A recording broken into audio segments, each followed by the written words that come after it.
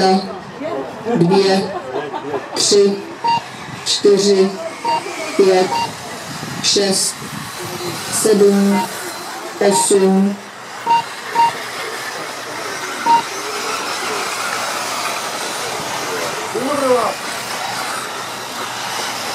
Takže máme první kvalifikační do dnešního závodního dne odstartovanou.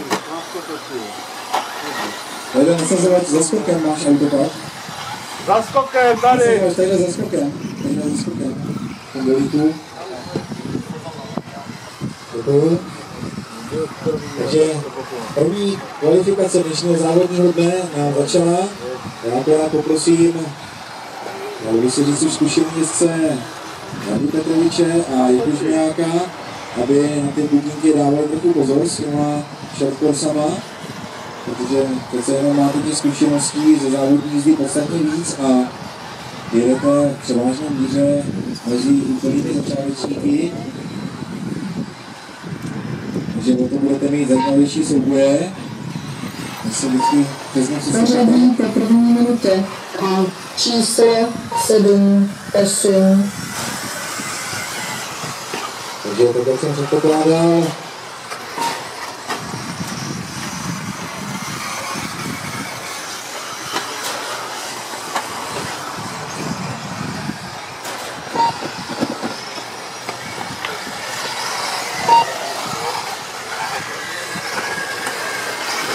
Ještě tu zahybujeme na provozničkou.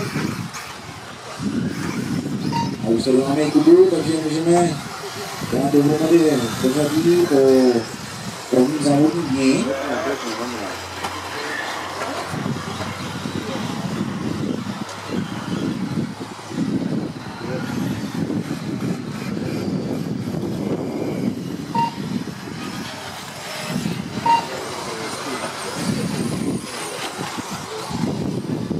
Pořadí po druhé minutě a číslo 7, 8, 3, 6, 1, 5, 4, 2.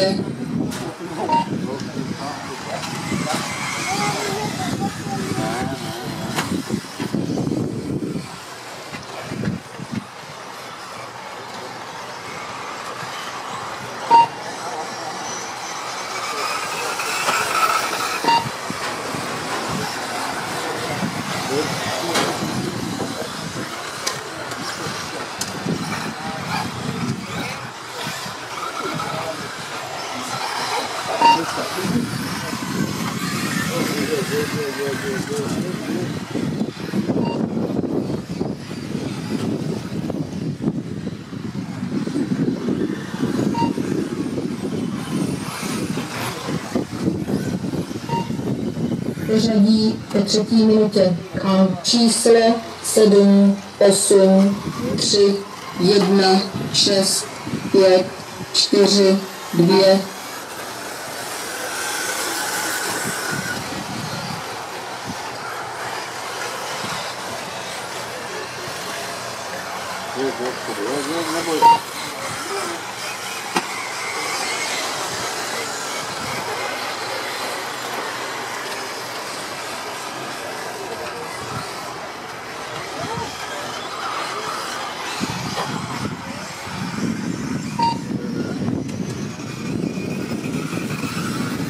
Takže pomalu nám bude končit čtvrtá minuta, podíváme se, jak to vypadá na startovním, na pořadí.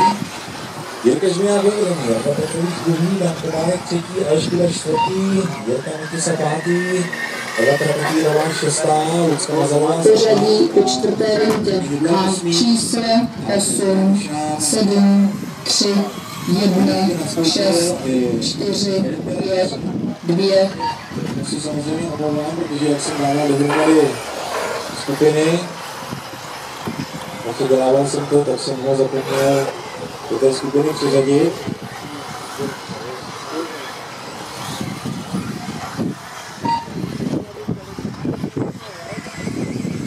Sekund do konce jízdy.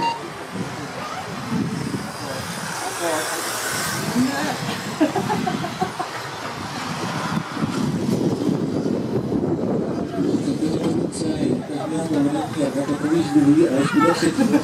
Dobře, dozadu. Dáme tak bojují o 6. a 7. místo. 6. rota pěkný rovná se právě. Martine, zeber to. Své místo. Pořadí po 5. minutě k čísle 8, 7, 1, 3, 6, 4, 5, 2,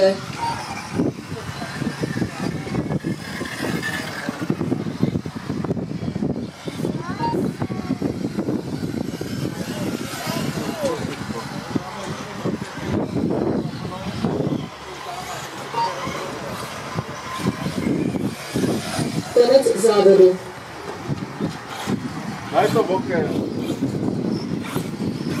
Takže, dámy a pánové, všichni konec.